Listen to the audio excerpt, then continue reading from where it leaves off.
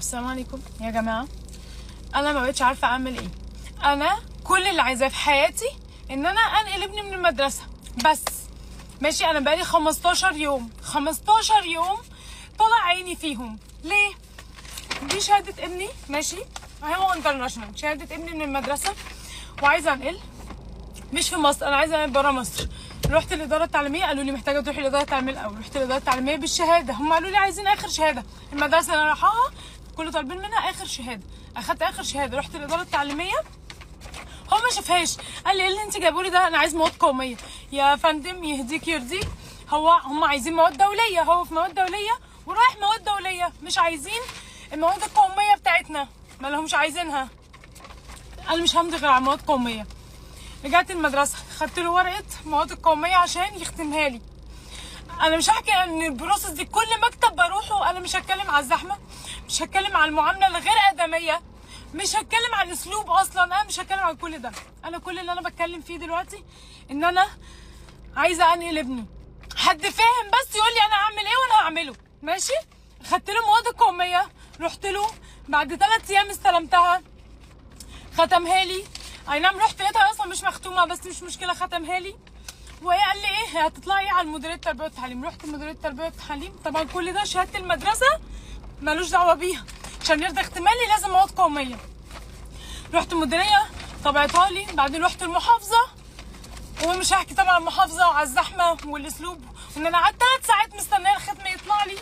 ماشي، وبعدين رحت الوزاره. ده انا بكلمكم مختصر، بس ده كل ده كان على ايام وعذاب. ماشي، في كل مكتب عذاب.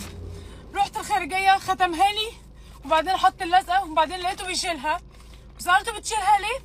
انا محتاج بتاع ده ختم من الاداره العامه للامتحانات. قلت له يا فندم هو اولى ابتدائي، مش محتاج اداره عامه للامتحانات. لا انا عايز ختم اداره عامه للامتحانات. رحت الاداره العامه للامتحانات، طلعت له بالورق اللي انا بقالي 15 يوم بختم فيه، اللي هي ايه، اللي هي مواد القوميه، اللي انا من اول مره خالص قلت للراجل هم مش عايزينها، مش عايزين مواد قوميه، عايزين مواد دوليه. رحت للاستاذ اللي في الاداره العامه للامتحانات، اول ما شافها قال لي هو ايه اللي انت جايبه لي ده؟ انا مالي بالمواد القوميه، انا عايز شهاده المدرسه. شهاده المدرسه اللي انا من اول مره خالص في الاداره التعليميه قلت له هم عايزين دي، هم عايزين دي، مش عايزين دي. عماله بقى اكون ان انا فاهماك وانت عندك حق، وانا حاولت. انا مش عايز اسمعني، انا ماليش دعوه باللي في قبلي، انا بقول لك بقى اللي يحصل. انت تروحي لي وزاره التربيه والتعليم في العاصمه، اطلعي الدور الثاني تجيبي لي افاده، وبعدين اختمها لك وتروحي الخارجيه. ما انا لو رحت الخارجيه هيقول لي فين بقى اختم دي؟ فين ختم المحافظه؟ فين ختم الاداره؟ فين ختم المديريه؟ يعني انا اعمل ايه؟ حد يقول لي اعمل ايه عشان انقل ابني؟ بس كل مكان اللي يروح لبروسس هو مش فاهم، فبيسوحني في اي حاجه. انا عايزه حد يكون فاهم يقول لي اعمل ايه، يقول لي خدي الشهاده دي اعملي 1 2 3 وانا هعملها، والله هعملها. بس انا مشكلتي ان كل واحد بكلمه، وكل ما اروح لواحد يقول لي على حد تاني، واروح لحد تاني، بالي تعبت 15 يوم عشان انقل. بس عشان من اول مكتب في الاداره التعليميه ما قلت لهم هم مش عايزين دي، عايزين دي، ما سمعنيش. اعمل ايه؟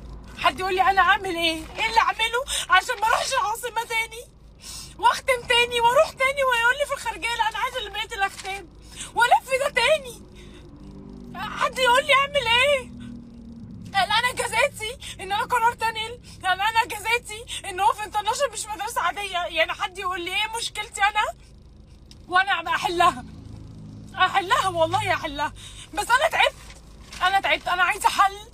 ما حدش يوديني مكاتب تاني، قولوا لي حد واحد فاهم، بس حد واحد فاهم يقول لي ايه المفروض يتعمل وانا هعمله.